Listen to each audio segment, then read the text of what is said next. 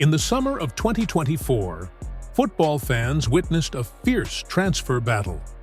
Two European giants, Real Madrid and Manchester United, fought over the signature of one of France's brightest defensive prospects, Leny Yoro.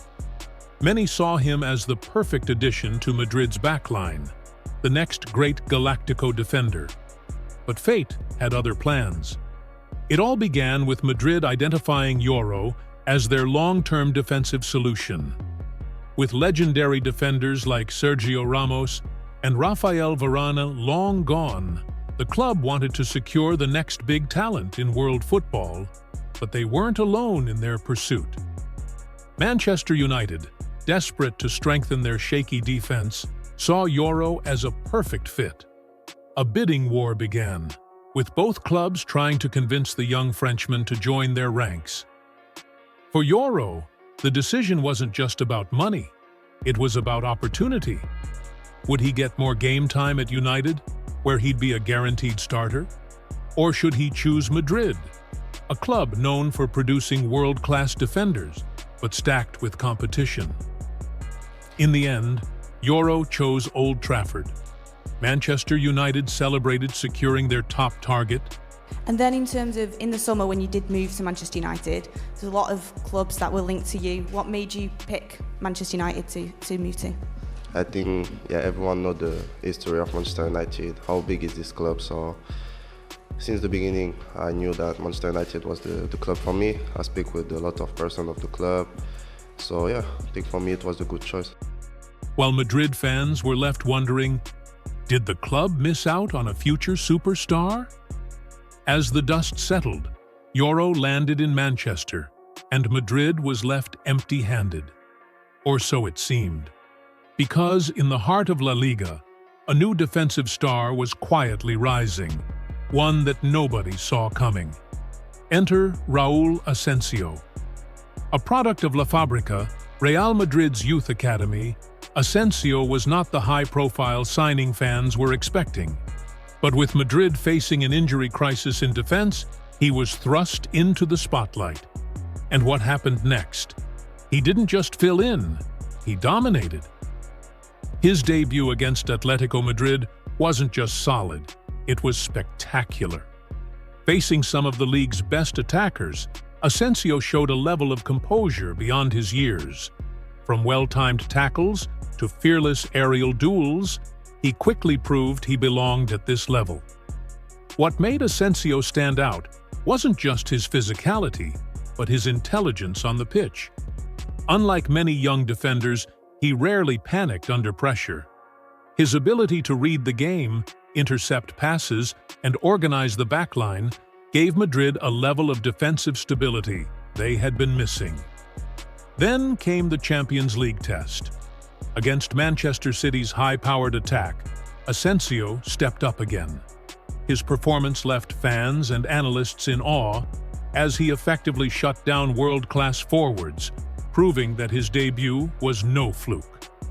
With each match, the question changed. No longer can he replace Yoro, but rather, did Madrid actually find someone better? While Asencio was thriving in La Liga, Leny Yoro's dream move to Manchester United was turning into a nightmare. The Premier League is a different beast. Yoro, despite his talent, struggled to adapt. Early season injuries, tactical mismatches, and inconsistent performances left United fans questioning whether they had overpaid for the young defender. Meanwhile, Asencio continued to rise. His understanding with Madrid's midfielders, his confidence on the ball, and his leadership at the back made him an undroppable part of Ancelotti's plans. At this point, Madrid fans weren't just relieved about missing out on Yoro. They were celebrating Asencio as the club's future defensive leader. A player who had been completely overlooked in the summer was now outshining the highly sought-after Frenchman. Some are even calling him the new Sergio Ramos, a bold claim, but not without merit. Asencio's leadership, passion, and knack for delivering in big games bear striking similarities to the Madrid icon. Like Ramos, Asencio isn't just a defender, he's a warrior. He's vocal on the pitch, unafraid to take responsibility, and has already delivered clutch performances in crucial moments. One of Ramos's greatest traits was his ability to step up in decisive matches. Asencio has shown similar qualities, whether it's shutting down elite attackers, winning aerial duels, or even inspiring his teammates with his fearless style of play. The comparisons aren't just based on emotion. Statistically, Asencio's first season at Madrid mirrors the impact Ramos had when he first arrived. Tackles won, aerial duels, passing accuracy. He's ticking all the right boxes. So, is Raul Asencio the next Sergio Ramos? Only time will tell. But one thing is certain. Real Madrid may have found their next defensive legend. Asencio has gone from an unknown academy graduate to one of Real Madrid's most trusted defenders in record time. But what comes next? Can he sustain this level and truly cement his legacy at the Santiago Bernabeu? Every great Madrid defender has had to prove themselves year after year. The pressure never stops.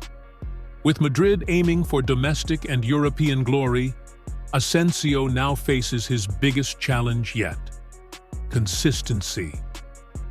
With veterans aging and injuries mounting, Asencio will be at the heart of Madrid's title challenges.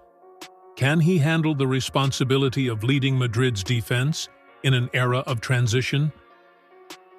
Many believe he has the qualities to be Madrid's next captain one day. He's young, fearless, and has already shown the mentality required to succeed at the highest level. From an overlooked academy product to Madrid's defensive rock, Raul Asencio's journey has just begun.